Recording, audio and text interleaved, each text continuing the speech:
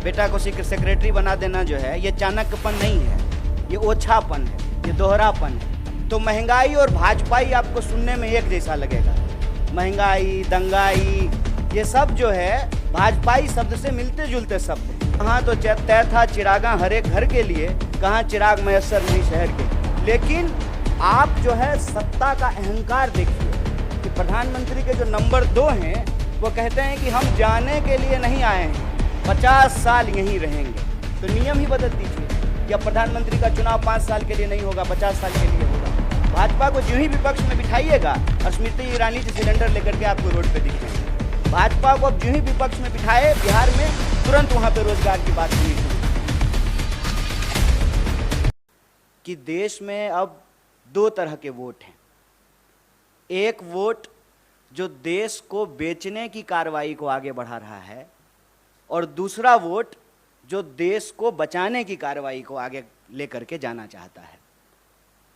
देश बेचने और बचाने की जो ये लड़ाई है, ये आप तमाम लोगों से छुपा हुआ नहीं है। हम सब देख रहे हैं कि सरकारी संपत्ति की लूट और सरकार के दोस्तों को छूट मिल रही है। और देश के जो नौजवान हैं, मैं युवा हूं और राजनीति में हूं, तो यह मेरा धर्म भी है और कर्तव्य भी है कि हम नौजवानों के सवाल को प्राथमिकता से उठाएं। और नौजवानों का मुद्दा ये है, खास करके अगर आप बिहार की बात करेंगे तो देश के 5 सबसे ज़्यादा बेरोजगारी दर वाले राज्यों में बिहार भी शामिल है। बिहार की जो यह बदतर स्थिति है, उसको बेहतर स्थिति में हम कैसे बदलें, यह हमारा उद्देश्य है। और इस उद्देश्य को लेकर के देश के भीतर कहीं भी कोई भी अगर एकता बनाने का प्रयास होता है तो कांग्रेस पार्टी, चाहे दलीय तौर पे उसको कोई नुकसान हो, उस नुकसान को बर्दाश्त करते हुए भी दल से ऊपर देश को रखते हुए उस सरकार को हम गठित करने में, उसको बनाने में और उसको बचाने में अपनी भूमिका निभा रहे हैं। लोग गुनागणित करते हैं, कितना मंत्री मिला, कितने एमएलए हैं, कौन जो है उप मुख्यमंत्री है। ये सारा गुनागणित तब होगा ना जब देश के भीतर सरकार गठन की प्रक्रिया पारदर्शी तरीके से चलती रहेगी।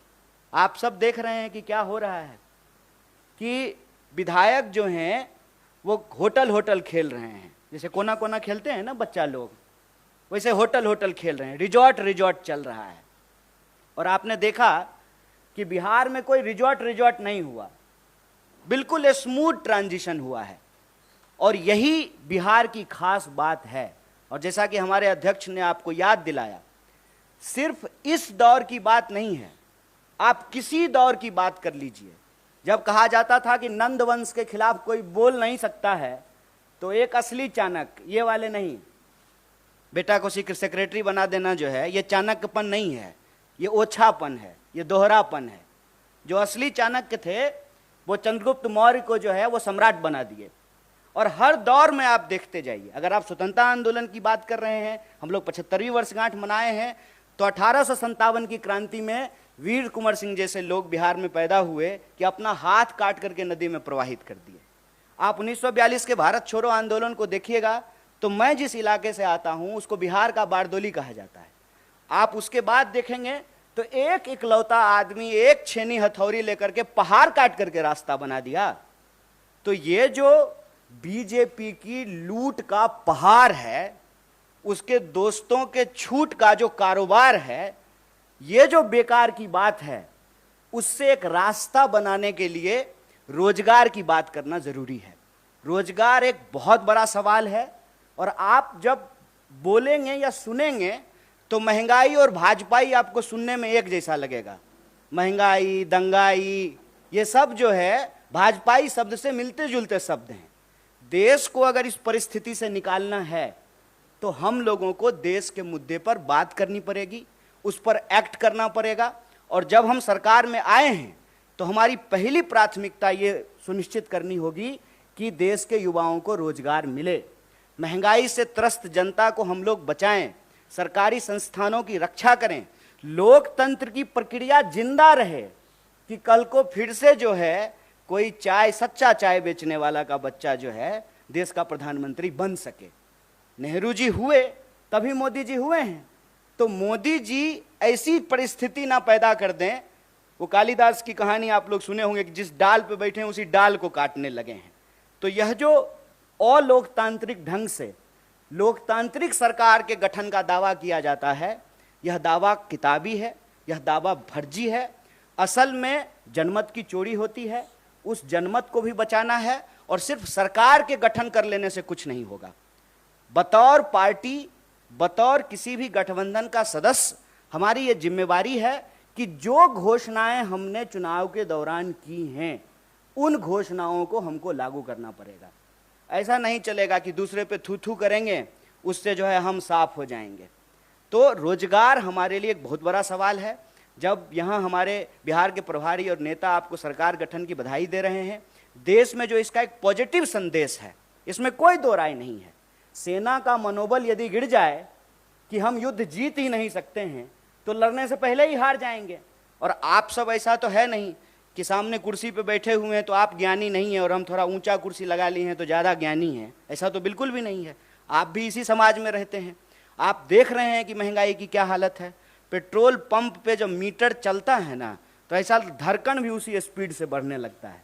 मैं तो कहता हूँ कि देश ने सरकार नहीं चुना है, खून चूसने वाला सिरिंज खरीद लिया है।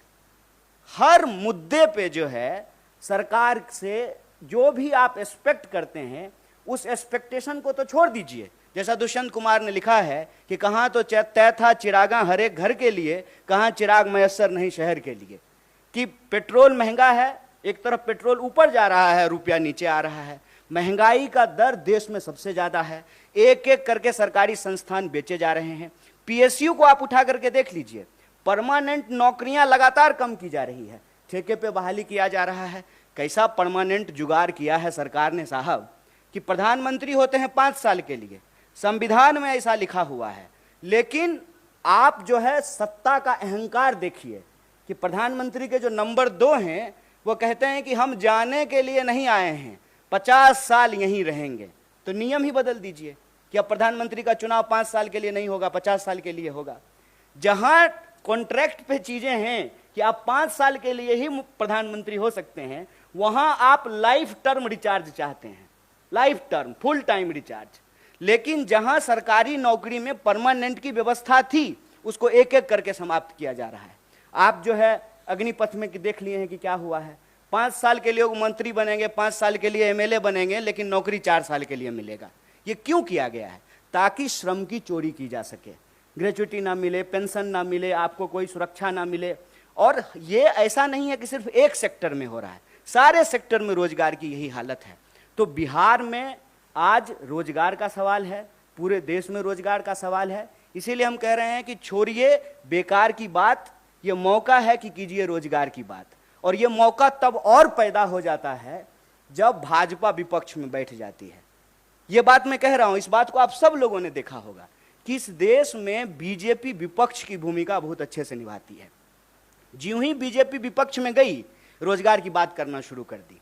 इसीलिए मैं आप लोगों के माध्यम से देश को अपील करना चाहता हूं कि आप चाहते हैं कि इस देश में रोजी रोटी, कपड़ा, मकान, शिक्षा, स्वास्थ्य, सड़क, बिजली, पानी, ये राजनीति का मुद्दा रहे तो भाजपा को विपक्ष में बिठाइए। भाजपा को ज्यों ही विपक्ष में बिठाइएगा और स्मृति ईरानी जी सिलेंडर लेकर के आपको रोड पे दिख जाएंगी।